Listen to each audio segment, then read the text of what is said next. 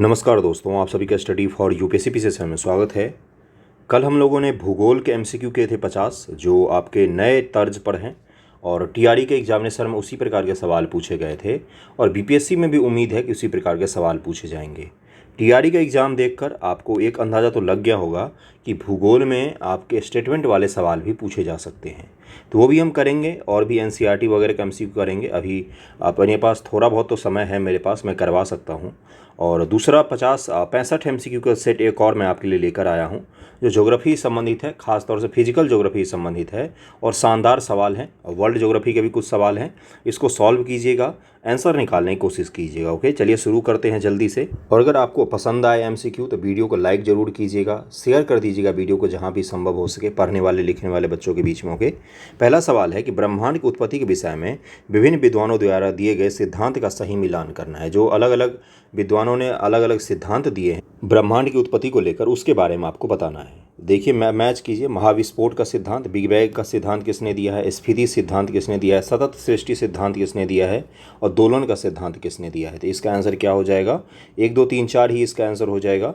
महाविस्फोट का सिद्धांत दिया है जे लेमेत्र ने और स्फीति का सिद्धांत दिया एलन गुथ ने, सतत सृष्टि का सिद्धांत दिया थॉमस गोल्ड एवं हर्बन बो ने और दोलन का सिद्धांत दिया है डॉक्टर एलन सैंडेज ने। देखिए, आपको लग रहा होगा कि ये अटपटा सवाल है, ये थोड़ी ना पूछेगा, लेकिन अगर 30 सितंबर को पूछ लिया और आप नहीं कर पाए तब फिर आपको अफसोस होगा। इसलिए किसी भी टॉपिक को कम मत आंकिए, हर टॉपिक को पढ़िए, अच्छे से पढ़िए, 1 2 बार रिवाइज करके चले जाइए हर टॉपिक को। पूछेगा तो सिलेबस में ही सही सवाल, ये तो तय है, तो सिलेबस को क्यों ना अच्छे से पढ़ ले, कोई एक टॉपिक क्यों छोड़ना। ओके, चलिए, इसका आंसर हो जाएगा ए, इसका आंसर हो जाएगा 1 2 3 4, इसका आंसर ए हो जाएगा। ओके, अगला सवाल है कि निम्न से ब्रह्मांड का कौन सा तत्व सर्वाधिक मात्रा में पाया जाता है। एक बार आप भी इसका आंसर बताइए। इसका आंसर हो जाएगा हीलियम और हाइड्रोजन, इसका आंसर डी हो जाएगा। तीसरा है कि निम्न कथनों पर विचार कीजिए। हमारी मंदाकिनी के तीर्ण घूर्णनशील भुजाओं में असंख्य तारे एवं सौर परिवार हैं। जो अपना गैलेक्सी है मंदाकिनी, उसके बारे में बात हो रहा है। ओके, अगला क्या है कि मंदाकिनी स्रोत से कई आकाश गंगाएं मिलकर एक आकाश गंगा का पुंज बनाती हैं। आकाश गंगा का पुंज जो बनता है वो बहुत सारे आकाश गंगाएं होती है उसमें। आकाश गंगा के सभी पुंजों को सम्मिलित रूप से क्या कहा जाता है? ब्रह्मांड कहा जाता है। तो तीसरे का आंसर क्या हो जाएगा? सही कथन पूछा है तो तीनों के तीनों स्टेटमेंट यहाँ पर सही दिए हुए हैं। बिग बैंग सिद्धांत की व्याख्या किसने प्रस्तुत की थी? चौथे का आंसर क्या हो जाएगा? देखिए, यहाँ पर आंसर दिया हुआ रॉबर्ट वेगनर। ये रॉबर्ट वेगनर अलग है, मैं बता देता हूँ क्या है कि वर्ष 1927 से बिग बैंग सिद्धांत का प्रतिपादन जॉर्ज लेमेत्र ने किया, जो ऊपर हमने मैच किया।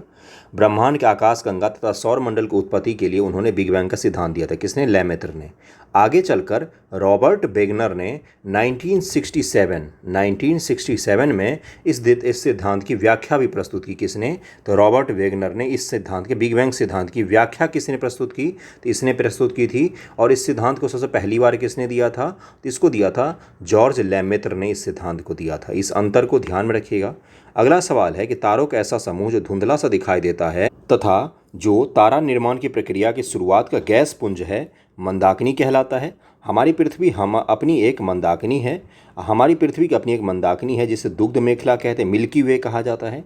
आकाश गंगा के सबसे नज़दीकी मंदाकिनी को देवयानी का नाम दिया गया है। तो इसमें से असत्य कथन आपसे पूछा गया है कि इसका असत्य कथन क्या हो जाएगा। देखिए, इसमें तीनों के तीनों स्टेटमेंट सही दिए हुए हैं, एक भी असत्य इसमें से नहीं है। इसका आंसर हो जाएगा डी। अगले सवाल पर चलते, छठे सवाल पर। छठा सवाल कहाँ है? ये रहा कि निम्नलिखित कथनों विचार कीजिए। सूर्य का बाह्यतम भाग जो सन है, तो इसका जो सबसे बाहर का भाग है जो केवल सूर्य ग्रहण के समय दिखाई देता है, कोरोना कहलाता है।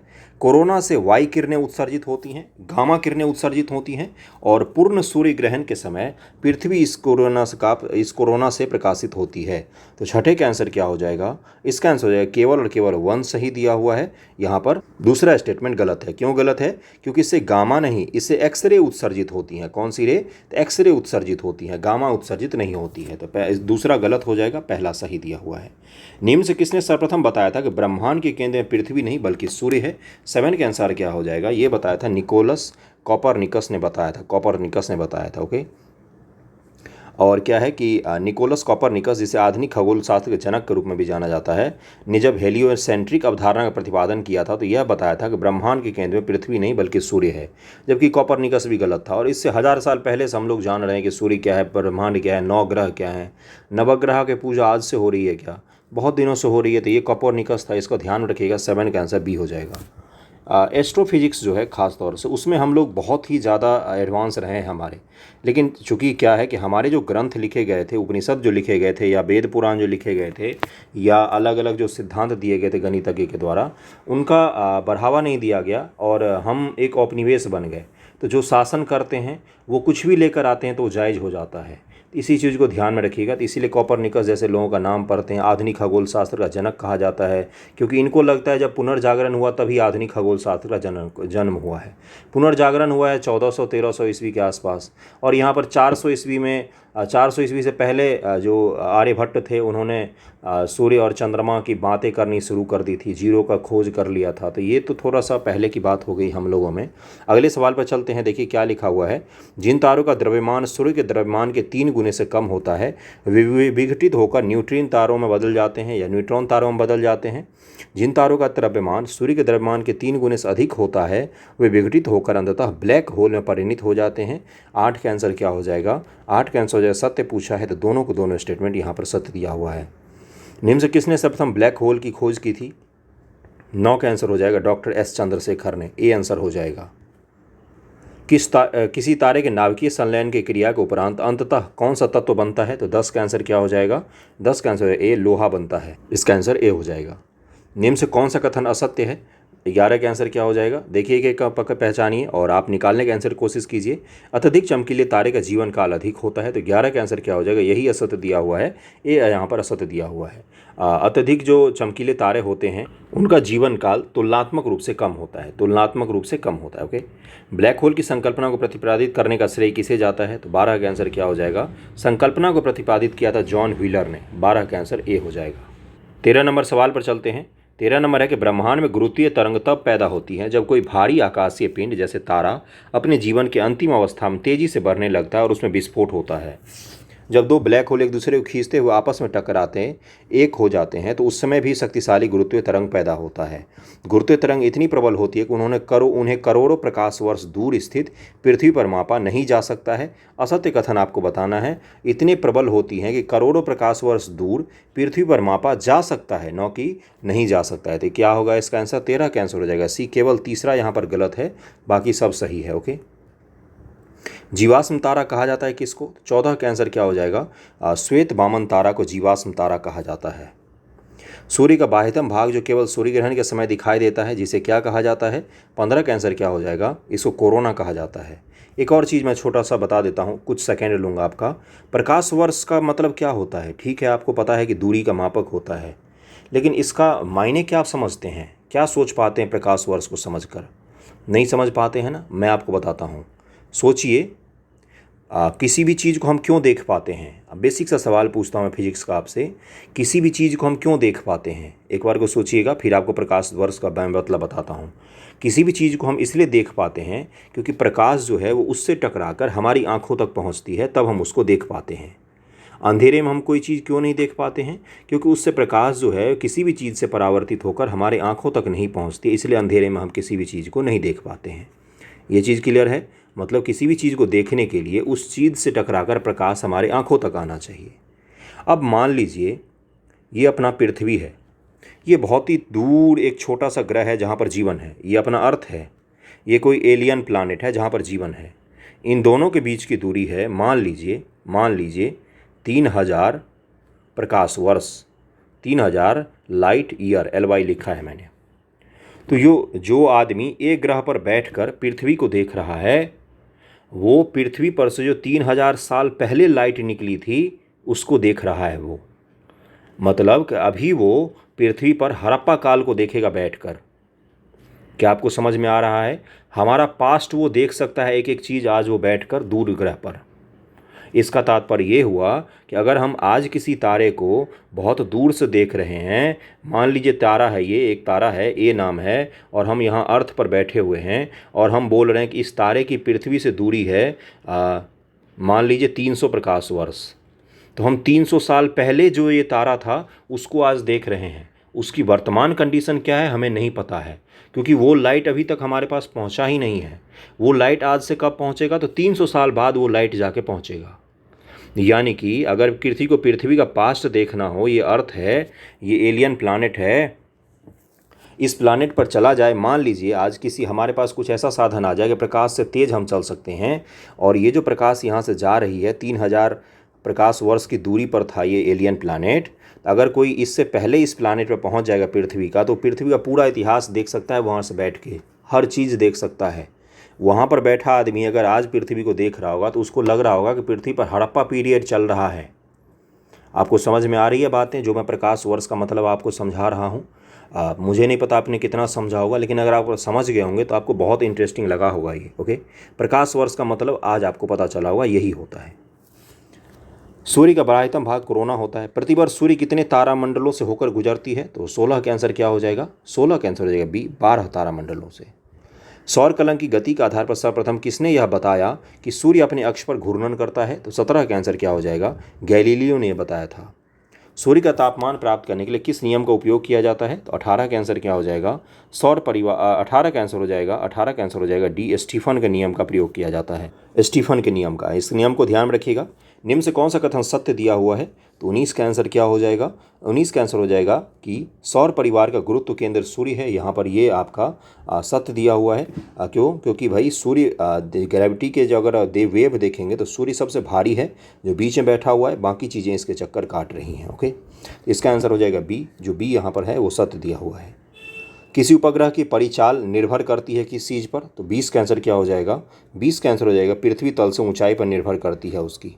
और पृथ्वी से जितना दूर होगा कोई उपग्रह, तो उसकी चाल क्या होगी? उतनी ही कम होगी। उपग्रह पृथ्वी तल से जितना दूर होगा, उपग्रह की चाल उतनी ही कम होती है। अगले सवाल पर चलते हैं 21 नंबर पर। 21 नंबर सवाल क्या है? निम्न से कौन आंतरिक ग्रह में शामिल नहीं है? 21 का आंसर क्या हो जाएगा? 21 का आंसर हो जाएगा इसमें से डी, बृहस्पति शामिल नहीं है। बुध, शुक्र, पृथ्वी और मंगल जो है ये पार्थिव ग्रह कहा जाता है, क्योंकि ये पृथ्वी के सदृश्य होते हैं। ये सूर्य व क्षुद्र ग्रहों की पट्टी के बीच में स्थित हैं, इसलिए इसे आंतरिक या भीतरी ग्रह भी कहा जाता है। आकार के अनुसार ग्रहों का अवरोही क्रम में आपको लगाना है। 22 का आंसर क्या हो जाएगा? 22 का आंसर हो जाएगा ए, यानी कि बृहस्पति सबसे बड़ा, फिर शनि, फिर अरुण, फिर वरुण, फिर पृथ्वी, फिर सूर्य, फिर मंगल, फिर बुध। इसको ध्यान में रखिएगा, ये पूछ लेता है कई बार, आसान सवाल होते हैं, आप गलत कराएंगे वहाँ पर। पृथ्वी किन दो ग्रहों के बीच में स्थित है? 23 का आंसर क्या हो जाएगा?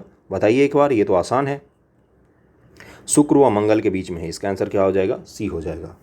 निम्न से किन ग्रहों को नंगी आंखों से देखा जा सकता है? 24 का आंसर क्या हो जाएगा? 24 का आंसर हो जाएगा, देखिए यहाँ पर क्या दिया हुआ है कि भाई हम 1 2 3 मंगल, बुध और बृहस्पति, इनमें से इन तीनों को देख सकते हैं। इसके अलावा किसको किसको देख सकते हैं? देखिए सुनिए, 5 ग्रहों को, कौन कौन सा? बुध हो गया, शुक्र हो गया, मंगल हो गया, शनि हो गया और बृहस्पति हो गया। इन 5 को हम देख सकते हैं आंखों से। द्रव्यमान के अनुसार ग्रहों का अवरोही क्रम है, तो 25 का आंसर क्या हो जाएगा?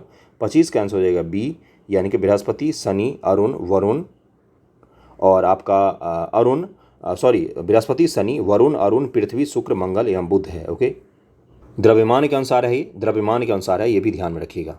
निम्न से किन ग्रहों के पास कोई उपग्रह नहीं है? तो 26 का आंसर क्या हो जाएगा? बुध और शुक्र ऐसे ग्रह हैं जिनके पास कोई उपग्रह नहीं है। निम्न से कौन सा युग्म सही है? तो 27 का आंसर क्या हो जाएगा? 27 का आंसर हो जाएगा कि मैनामा मैदान ये थाईलैंड में है और इरावदी मैदान ये म्यांमार में है। इरावदी नदी का नाम आपने सुना होगा, इरावदी डॉल्फिन का भी नाम सुना होगा आपने। तो 1 और 2 इसमें सही है, बाकी तीसरा यहाँ पर गलत दिया हुआ है। अगले सवाल पर चलते हैं 28 नंबर पर कि एशिया की सबसे बड़ी नदी कौन सी है? ब्रह्मपुत्र, हांगहो, यांगसी क्यांग और मेकांग। तो 28 का आंसर क्या हो जाएगा? 28 का आंसर हो जाएगा यांगसी क्यांग जो नदी है, ये सबसे बड़ी नदी है एशिया की। इसका आंसर सी हो जाएगा। एशिया की सबसे बड़ी नदी यांगसी क्यांग नदी है। एशिया की कौन सी जल संधि अंतर्राष्ट्रीय तिथि रेखा के समानांतर है? अंतर्राष्ट्रीय तिथि रेखा पहले कहाँ से गुजरती है? तो बेरिंग की जल संधि से गुजरती है। कौन सी? तो बेरिंग की जल संधि से। 29 का आंसर क्या हो जाएगा? 29 का आंसर हो जाएगा बी, बेरिंग की जल संधि। एशिया में सबसे अधिक कृषि योग्य भूमि किस देश में है? 30 का आंसर क्या हो जाएगा? सबसे ज़्यादा कृषि योग्य भूमि भारत में ही है, लेकिन एशिया में उत्पादन में आपको लगभग में हर चीज़ में आपको चीन दिखेगा पहले स्थान पर और भारत दूसरे स्थान पर दिखेगा। यानी कि हमारे पास जितना कृषि भूमि है उसका अभी भी हम 100% दोहन नहीं कर पा रहे हैं, 100% उसका उपयोग नहीं कर पा रहे हैं। सुंदरलैंड जलप्रपात किस देश में स्थित है? तो 31 का आंसर क्या हो जाएगा? 31 का आंसर हो जाएगा सी, न्यूजीलैंड में स्थित है ये। अरल सागर ने किन देशों की सीमा लगती है? अरल सागर से किन देशों की सीमा लगती है? और ये अरल सागर जो है ये धीरे धीरे विलुप्त हो गया पृथ्वी से, इसका लगभग में नामो निशान मिट गया है। अरल सागर की सीमा लगती है कजाकिस्तान और उज्बेकिस्तान से। इसका आंसर क्या हो जाएगा? इसका आंसर डी हो जाएगा। यूपीएससी ये पूछ चुका है। मैप पर तो आपको अरल सागर दिखेगा, लेकिन हकीकत में ये नहीं है, अब लगभग में सूख गई है ये। क्यों? क्योंकि इसमें जो नदियां पानी डालती थी अरल सागर में, उन नदियों पर बांध बना दिया गया, और उन नदियों को वो नदियां जब सूख गई या गंदी हो गई तो इसका जल स्रोत ही बंद हो गया और अरल सागर जो है वो सूख गया। पनामा नहर निम्न से किसको जोड़ती है? 33 का आंसर क्या हो जाएगा? 33 का आंसर हो जाएगा ए, कैरिबियन सागर और प्रशांत महासागर को जोड़ती है। पनामा नहर जो है वो मानव इतिहास में इंजीनियरिंग का सबसे अद्भुत नमूना है। और पनामा नहर को आप एक बार सर्च करके जरूर देखिएगा, बेहद खूबसूरत है। खूबसूरत क्या बोलूँ मैं, इंजीनियरिंग के दृष्टिकोण से बेहद खूबसूरत है वो। और वो किसको किसको जोड़ती है? तो कैरिबियन सागर को प्रशांत महासागर से जोड़ती है। नहीं तो अगर देखिए पनामा नहर जब नहीं था तो अमेरिका के पश्चिमी तट से पूर्वी तट से अगर पश्चिमी तट जाना हो किसी जहाज़ को बहुत सारा माल लेकर, तो उसको पूरा दक्षिण अमेरिका घूमकर जाना पड़ता था। ब्राज़ील और अर्जेंटीना के नीचे से होकर जाना पड़ता था ऊपर अमेरिका। इसलिए बीच में पनामा नहर का निर्माण किया गया। निम्नलिखित द्वीपों में कौन सा एक 10 अंश जलमार्ग द्वारा आपस से पृथक होता है? 10 डिग्री जलमार्ग द्वारा पृथक होता है। तो 34 का आंसर क्या हो जाएगा? अंडमान और निकोबार। इसका आंसर ए हो जाएगा। दक्षिण पश्चिम एशिया के निम्नलिखित में कौन सा एक देश है जो भूमध्य सागर तक फैला नहीं है? दक्षिण पश्चिम एशिया के निम्न से कौन सा एक देश है जो भूमध्य सागर तक जिसकी फैलाव नहीं है? बताइए इसका आंसर क्या हो जाएगा? तो इसमें से देखिए जॉर्डन इसका आंसर हो जाएगा। बाकी सीरिया जो है उसकी भी सीमा लगती है मेडिटेरियन सी से, लेबनान की भी और इजराइल की भी। लेबनान तो आपको पता ही है, लेबनान की राजधानी बेरूत है और चर्चा में है, क्योंकि ये देश भी बहुत ही ज़्यादा गृह युद्ध और आंतरिक कलह से बहुत ही ज़्यादा प्रभावित है। मंदी से लेकर बहुत ही सारे तरीके के यहाँ पर पॉलिटिकल से लेकर इकोनॉमिक तक सारे क्राइसिस एक साथ ही आए हुए हैं। और यहाँ पर एक भारी विस्फोट हुआ था, याद कीजिए, बेरूत के बंदरगाह पर। बाकी सीरिया का तो कुछ है ही नहीं। हाँ, इजराइल अच्छा देश है यहाँ पर। अगला सवाल है यहाँ पर देखिए कि एड्रियाटिक सागर और सागर से लगा हुआ देश अब आपको कौन से सही सुमेलित हैं एक बार मैच करना है। एक बार आप कोशिश कीजिए, बाकी मैं तो यहाँ पर हूँ ही, मैं बता दूंगा आपको। एक बार आप खुद भी आंसर निकालिए, एलिमिनेट करने की कोशिश कीजिए। काला सागर के सामने क्रोएशिया लिखा हुआ है। क्या आपको लगता है कि काला सागर के सामने क्रोएशिया हो सकता है? तो अगर मैं दूसरा को काटता हूँ कि भाई दूसरा इसमें गलत है, तो देखिए आंसर क्या निकल कर आ गया, 1 3 4 इसका आंसर हो जाएगा। यानी कि अल्बानिया, एड्रियाटिक सागर के सामने अल्बानिया लिखा है वो सही है। कैस्पियन सागर के सामने कजाकिस्तान लिखा है वो भी सही है। और 4 है भूमध्य सागर के सामने मोरक्को लिखा हुआ है, ये भी यहाँ पर सही दिया हुआ है। लाल सागर के सामने सीरिया लिखा हुआ है। बताइए लाल सागर से सीरिया कब से मिलने लग गया? ओके, अगला सवाल है कि बाल्टिक राज्य के अंतर्गत कौन सा देश शामिल नहीं है? तो 37 का आंसर क्या हो जाएगा? 37 का आंसर है डी, अल्बानिया शामिल नहीं है। बाकी लिथुआनिया, लातविया और एस्टोनिया, इन तीनों को बाल्टिक कहा जाता है। देखिए यहाँ पर क्या लिखा हुआ है 37 में कि यूनान, रोमानिया और अल्बानिया बाल्कन राज्य कहलाते हैं तथा लिथुआनिया, लाटविया और एस्टोनिया बाल्टिक राज्य कहलाते हैं। नॉर्वे किस द्वीप पर अंतर्राष्ट्रीय बीज भंडार बनाया गया है? देखिए पूरी दुनिया के जितने भी बीज हैं किसी भी पदार्थ का, उन सभी को संग्रहित करके एक बड़ा सा जगह बना के उसमें उसको संरक्षित करके रखा गया है, ताकि मान लो पृथ्वी से कोई चीज़ की विलुप्ति भी हो जाती है तो उसका बीज कहाँ पर संरक्षित रहेगा? तो वो आपका संरक्षित रहेगा वो उस नॉर्वे के म्यूजियम में। तो 38 का आंसर क्या हो जाएगा? उस द्वीप का नाम आपसे पूछा गया है, तो स्वेलबार्ड द्वीप उसका नाम है, स्वेलबार्ड द्वीप का नाम है। 38 का आंसर ए हो जाएगा। सवाल अच्छे हैं यार, आपको लग तो रहा होगा इतना। निम्न से कौन सा युग्म सही है? इंडो चाइनीज प्रायद्वीप का सबसे ऊंचा पर्वत, फैनसिपान पर्वत, म्यांमार की सबसे ऊंचा पर्वत, सरामती शिखर, इराक का सबसे ऊंचा पर्वत, कुर्दिस्तान पर्वत, इजराइल का सबसे ऊंचा पर्वत, हार्मेन पर्वत। 39 का आंसर मुझे बताइए कौन से सही दिए हुए हैं? तो इसका आंसर हो जाएगा 1 2 3 4, सारे के सारे सही दिए हुए हैं। 40 नंबर सवाल है कि श्रीलंका किस भाग में बहुतायत से इंसेलबर्ग पाए जाते हैं? तो ये पाया जाता है आपका 40 का आंसर है ए, पूर्वी भाग में पाया जाता है। जापान की सबसे बड़ी नदी कौन सी है? तो 41 का आंसर क्या हो जाएगा? सिनानो नदी है जापान की सबसे बड़ी नदी। दस्ते कबीर मरुस्थल किस देश में स्थित है? दस्ते कबीर और दस्ते लूट ये दोनों एक ही देश में स्थित है। लूट मैं बोल रहा हूँ याद करने के लिए कि कबीर को लूटा, ये दोनों कहाँ पर है? तो ईरान में कबीर को लूट लिया, तो आपको याद रहेगा। लेकिन लूट नहीं नाम है, लूत नाम है। ओके, तो दस्ते कबीर और दस्ते लूत कहाँ पर है? तो ये मरुस्थल ईरान में है। ईरान किसकी खेती के लिए प्रसिद्ध है? तो केसर के लिए। ओके, बाल्कन पर्वत किस देश में स्थित है? 43 का आंसर हो जाएगा सी, बुल्गारिया में स्थित है ये। यूरोप की सबसे लंबी नदी कौन सी है? 44 का आंसर हो जाएगा वोल्गा। वोल्गा नदी सबसे लंबी है। अच्छा, वोल्गा नदी जो है ये मुहाना अपना कहाँ पर बनाती है? तो कैस्पियन सागर बनाती है। अगला है कि नील नदी के बाद अमेजन नदी दूसरी सबसे बड़ी नदी है। मेडिएरा अमेजन नदी की सबसे बड़ी सहायक नदी है। अमेजन बेसिन सेल्वास नामक घने जंगल से आच्छादित है। कौन से सही है? तो 45 कैंसिल हो जाएगा, तीनों के तीनों सही हैं। अफ्रीका यूरेशिया से 3 अलग अलग बिंदुओं पर अलग होता है। जिब्राल्टर के जलडमरू मध्य, स्वेज नहर और बाब अल मंडेल की जलडमरू मध्य। यह स्वेज के सक्रिय स्थल मरु मध्य द्वारा एशिया से जुड़ती है। और अगला है कि यह एकमात्र महाद्वीप है जो कर्क रेखा, भूमध्य रेखा और मकर रेखा को पार करता है। तो 46 का आंसर क्या हो जाएगा? 46 का आंसर हो जाएगा डी। 1 2 3 तीनों के तीनों सही दिए हुए हैं। भूमध्य सागर अफ्रीका को किस महाद्वीप से अलग करता है? 47 कैंसिल हो जाएगा, यूरोप से अलग करता है। निम्न से कौन सी अफ्रीकी नदी अपने मार्ग के दौरान भूमध्य रेखा को 2 बार काटती है? 48 का आंसर बताइए मुझे, एक बार सोचिए। 48 का आंसर एक कांगो नदी काटती है। कांगो नदी की कुल लंबाई कितनी है? तो 4370 किलोमीटर है। भूमध्य रेखा को 2 बार पार करने वाली एकमात्र नदी है। कांगो बेसिन का कुल क्षेत्रफल है लगभग में 40 लाख किलोमीटर। पूरे अफ्रीका भूभाग का 13% पर फैला हुआ है। इसे पहले जैरे नदी के नाम से भी जानते थे। क्या नाम से जानते थे? जैरे। अफ्रीका में कितने समय क्षेत्र मौजूद हैं, कितने टाइम जोन हैं? तो 49 का आंसर क्या हो जाएगा? 6 टाइम जोन है अफ्रीका में। तुगेला जलप्रपात विश्व का दूसरा सबसे ऊंचा जलप्रपात है जो अफ्रीका किस देश में स्थित है? 50 का आंसर मुझे एक बार बताइएगा। दक्षिण अफ्रीका में स्थित है। निम्न से कौन सा गलत है आपको बताना है। कालगुरली और कुलगार्डी विश्व में स्वर्ण खनन के महत्वपूर्ण केंद्र हैं। कालगुरली और कुलगार्डी। आइरे झील ऑस्ट्रेलिया के सबसे गहरा बिंदु है। ग्रेट बैरियर रीफ ऑस्ट्रेलिया के दक्षिण पश्चिम में फैली हुई है। दक्षिण पश्चिम में फैली हुई है। सॉरी, दक्षिण पश्चिम तो ये हो गया ना, ये ऑस्ट्रेलिया हो गया, मान लीजिए दक्षिण पश्चिम ये हो गया, यहाँ पर है ग्रेट बैरियर रीफ। कौन सा गलत है आप मुझे बताइए। 51 का आंसर क्या हो जाएगा? 51 का आंसर तीसरा गलत है। क्यों? क्योंकि ये उत्तर पूर्व में है। ये ऑस्ट्रेलिया है मान लीजिए, तो इसके उत्तर पूर्व में है ग्रेट बैरियर रीफ। आज के इससे पहले वाले कल का जो मैंने ज्योग्राफी का आपको वीडियो करवाया उसमें मैंने बताया था आपको। अगला सवाल है कि उत्तरी अमेरिका को साइबेरिया के सबसे पूर्वी छोर से कौन अलग करता है? देखिएगा आप एक चीज़, जो उत्तरी अमेरिका है उसको साइबेरिया के एक छोर से अलग करता है। बीच में क्या है? तो बीच में है आपका बेरिंग की जल संधि। कौन सी है? बेरिंग की जल संधि। इसका आंसर डी हो जाएगा। अगले सवाल पर चलें। अगला सवाल है, निम्नलिखित कथनों पर विचार कीजिए। सुपीरियर झील कैस्पियन सागर के बाद विश्व की दूसरी सबसे बड़ी झील है। कौन सी झील? सुपीरियर झील कैस्पियन सागर के बाद विश्व की दूसरी सबसे बड़ी झील है। सुपीरियर लेक के बारे में टीआरई में पूछा गया है कि नहीं पूछा गया है? देखिए एक बार और बताइएगा मुझे। मैंने भी आंसर करवाया है आपको, बताइए मुझे पूछा गया है कि नहीं। मिशिगन झील महान झील में सबसे छोटी है। सुपीरियर झील से लगभग 4 गुना छोटी है। ओंटेरियो झील एकमात्र ऐसी झील है जो पूरी तरह से संयुक्त अमेरिका के भीतर में है। अमेरिका और कनाडा के जो बॉर्डर है उस पर द ग्रेट लेक्स नाम से कुछ झीलें हैं।